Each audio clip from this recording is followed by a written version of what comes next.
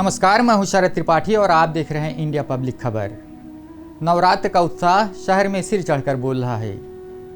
देवी मां को पहनाने के लिए कोई चुनरी खरीद रहा है तो कोई कंगन। आस्था के प्रतीक इस पर्व पर चारों तरफ धूम मची है।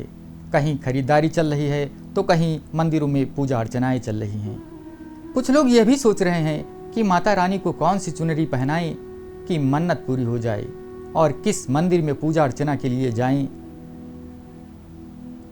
कि मां खुश हो जाएं। आज हम इनमें से खास मंदिरों का उल्लेख करेंगे। वैसे तो लखनऊ शहर में बहुत सारे मंदिर हैं, लेकिन कुछ का इतिहास बड़ा ही रोचक है। शुरुआत करते हैं चंद्रिका देवी मंदिर से। इस मंदिर का उल्लेख इतिहास में भी मिलता है। शास्त्रों की बात अगर माने तो इस मंदिर में कभी लक्ष्मण पुत्र राजकुमार चंद्रकेतु यहाँ आए हुए थे। अश्वमेध घोड़े पर सवार होकर वह यहाँ से कहीं गुजर रहे थे। गोमती के किनारे बख्शी कताल स्थित यह मंदिर वास्तव में आस्था का प्रतीक है। इतिहास इस बात का साक्षी है। जब चंद्रकेतु यहाँ से गुजर रहे थे तो उन्हें बड़ा डर लगने लगा। बख्शी कताल के किनारे स्थित इस मंदिर के आसपास कभी जंगल हुआ करते थे। उस दौरान चंद्रकेतु ने देवी माँ को याद किया। अचानक चंद्रमा की सफ़ेदी यहाँ चारों ओर जगमगाने लगी और देवी माँ सामने आ गई।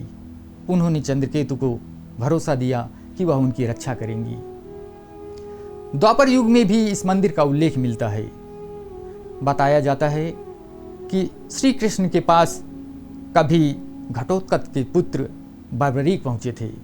उन्होंने शक्ति की मांग की तो श्री कृष्ण ने उन्हें तीर्थ स्थल जाने के लिए कहा। वैसे तो दुनिया में बहुत सारे मंदिर और तीर्थ स्थल तब भी हुआ करते थे, लेकिन बर्बरीक इसी मंदिर में आए हुए थे। उन्होंने यहाँ करीब 3 सालों तक पूजा अर्चना की। वर्तमान में इस मंदिर में बहुत सारे पर्व के दौरान श्रद्धालु आते रहते हैं। नवरात्र के दौरान विशेष पूजा अर्चनाएं यहाँ चलती रहती हैं।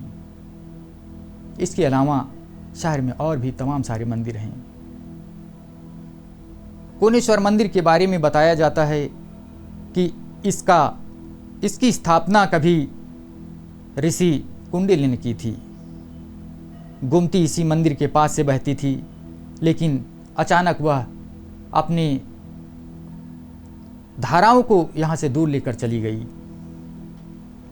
साधु संतों ने तमाम कोशिशें की, लेकिन इस मंदिर के शिवलिंग को वहाँ न ले जा सके। तमाम कोशिशों के बाद एक वरिष्ठ ऋषि ने सलाह दी कि कोने में ही शिवलिंग को स्थापित कर दिया जाए। तब से शिवलिंग की पूजा यही होती है और इस मंदिर का नाम कोनेश्वर रख दिया गया। शिवालयों में अगर चर्चा हो, मनकामेश्वर का नाम ना आए, ऐसा हो नहीं सकता।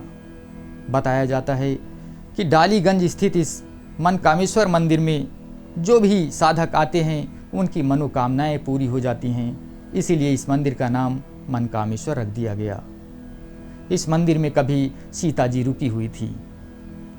साधना ऐसी है कि तमाम दूर दूर से भक्त यहाँ आते हैं और दर्शन करते हैं। सावन के महीने में करीब 1 किलोमीटर दूर तक यहाँ भक्तों की लाइन लगती है।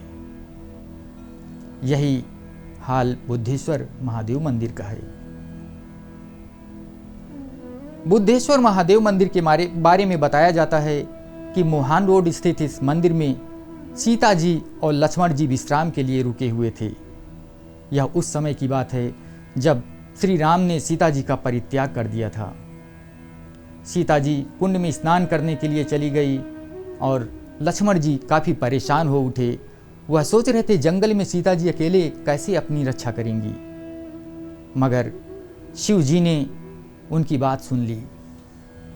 लक्ष्मण जी शिवलिंग की स्थापना कर वहीं पूजा अर्चना करने लगे तो उन्हें कुछ एहसास हुआ कि शिव जी उनसे कुछ बता रहे हैं कि देवी सीता स्वयं लक्ष्मी जी का अवतार और राम जी विष्णु जी का अवतार हैं।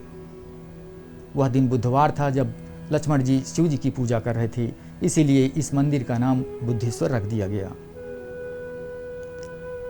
मंदिरों में अगर हम बात करें, अलीगंज के हनुमान मंदिर का नाम ना आवे, यह उचित नहीं होगा। और आस्था के बारे में अगर हम बात करें तो दुनिया के तमाम देशों में इसकी चर्चा होती रहती है। आतंकियों ने कई बार इसे उड़ाने की कोशिश की, लेकिन वह हिला न सके। बताया जाता है कि इस मंदिर की स्थापना नवाब शुजात उद-दौला की बेगम, दिल्ली के मुगालिया खानदान की बेटी आलिया ने कराया था। कुछ की उदंतियां हैं तो कुछ का वर्तमान कहता है कि आलिया की कोई संतान नहीं थी। एक दिन उनके माली ने उनसे कहा कि वह नवाब के सुल्तान की बाड़ी में जाकर अर्जी लगाईं। आलिया वहां गईं, उनकी मन्नत पूरी हुई। एक दिन उनके सपने में बजरंग बली ने दर्शन दिए। बताया जाता है कि इसमें एक टीले का जिक्र किया गया। आलिया अगले दिन उस टीले के पास गई और उसे खुदवाया तो उसमें बजरंग बली की मूर्ति दिखाई पड़ी। उन्होंने मूर्ति को निकलवाया और हाथी पर रखकर उसे गोमती के पार ले जाना चाह रही थी, लेकिन हाथी अलीगंज में ही बैठ गया। मूर्ति का वजन इतना बढ़ गया कि उसे हिलाया भी न जा सका। आलिया के निर्णय पर मूर्ति को वहीं स्थापित करा दिया गया और साधु नियुक्त कर दिया गया।